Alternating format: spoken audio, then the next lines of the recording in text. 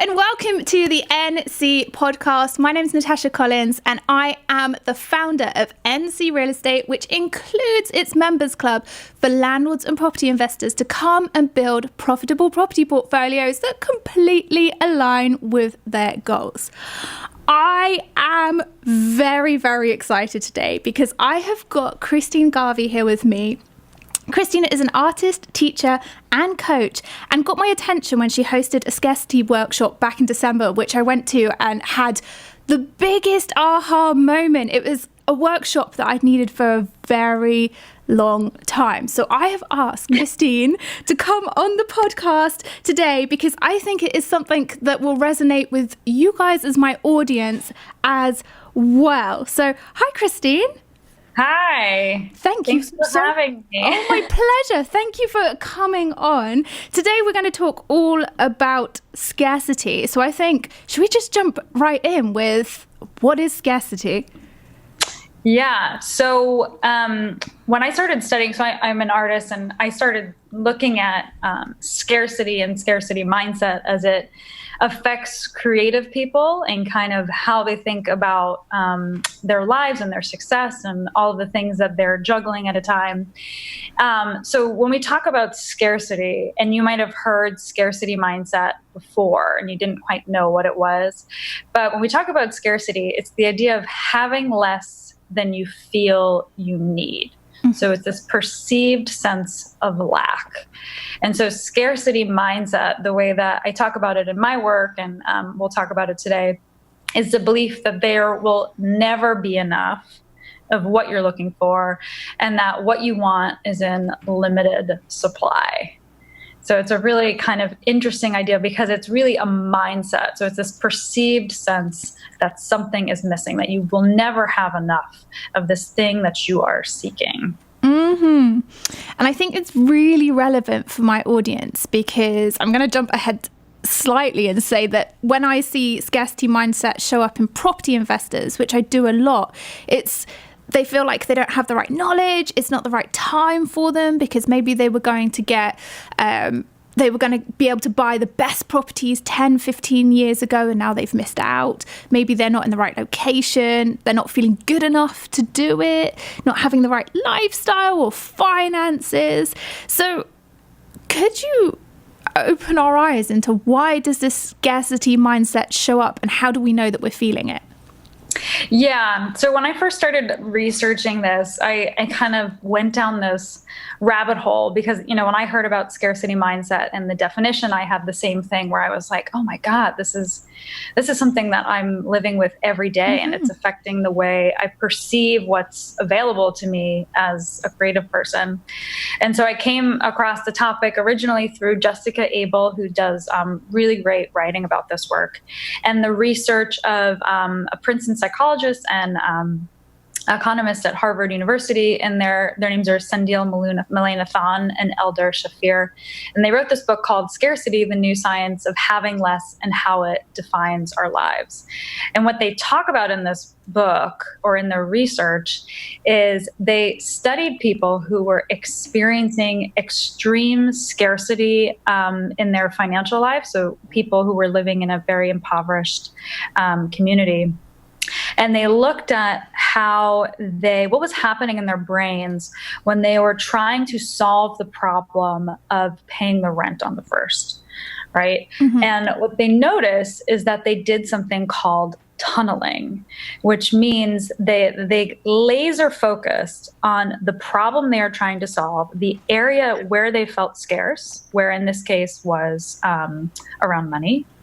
And they noticed that they got really, really effective, really good at solving the problem in a short-term way, which might be through taking out credit cards, opening credit cards, or doing payday loans. Mm-hmm.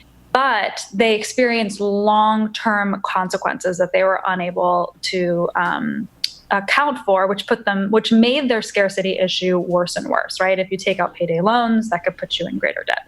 Yeah. So this phenomenon is what they call the focus dividend, that when you're in scarcity mindset, when you believe that what you want is in limited supply, your brain, there are pros and cons to the situation. One, the pro is that you have this increased sense of focus. So you might experience that when you're trying to, look for something or solve a particular problem. You get really, really laser focused and determined to find the solution, and that's called tunneling. Mm-hmm. So we feel really efficient and effective, and there's all these positive, seemingly positive aspects to it, right? But there are cons to this mindset. And the cons are that when you're in the tunnel, when you're doing obsessive myopic thinking, you cannot see out of the tunnel. So that means that you cannot see other opportunities, other possibilities, other than what you're tunneling around. The other thing that happens that's kind of a con, definitely a con, is you lose your bandwidth.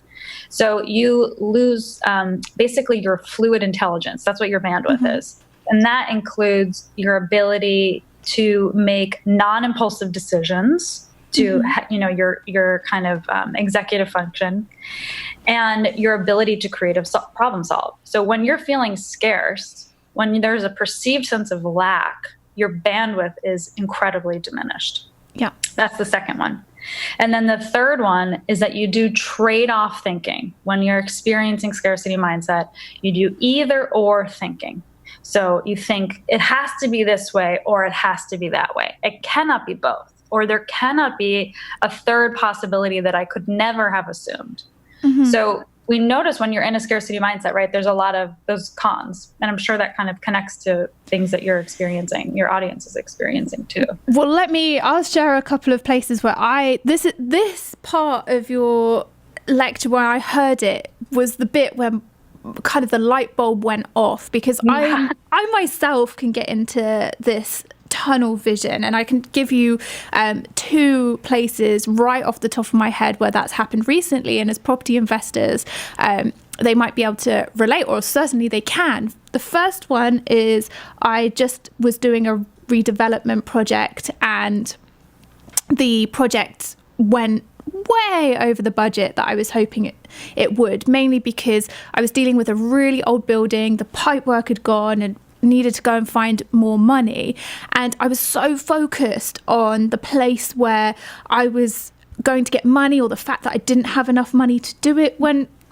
evidently now thinking back on it, I definitely did. There was money coming in from different places, but I just could not get my head around the fact that I hadn't budgeted properly. So I was in the wrong. I felt I was really punishing myself for it, and ended up to get myself back on track. I took a interest-free credit card loan, which now actually was a really good idea because I don't have to borrow anything else. But at the time, it was stressful for me because I was so upset with myself, and all I could think about was the fact that I didn't have enough. I'd not planned properly, so I had to get myself out of it, and I'd gone into that tunnel. So that was number one. And number two, as my audience will have heard, is that I've been dealing with tribunal and court case around service charges with one of my properties, and I was so fixated on one point of the court case that I couldn't get my head around anything else, whereas I needed to look at it very impartially.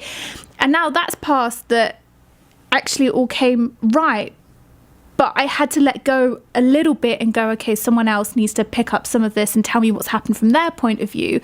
But for the first 2 months, I couldn't get over the fact that I was the only professional in it, and no one else seemed to be caring about what was going on, and it was going to cost a huge amount of money, and why wasn't anybody interested? And I couldn't stop fixating on that. Yeah, and totally. And that meant that I wasn't getting the best outcome. And when I ended up thinking back to what you'd said about tunneling, I was like, yeah, I've just got myself in that tunnel. And I had to actually pick myself out of that and say, hey, hold up a second. What would you say to yourself if you weren't actually in this situation? Yeah. And there's a really interesting, the tunnel, it happens to us so easily. And another way of kind of thinking about the tunnel is we have kind of two modes of problem solving as creative people. This is a theory by the John Cleese, the Monty Python Yeah. Wonder Man. He says that there are two modes to creative problem solving, and one is closed mode and the other is open mode.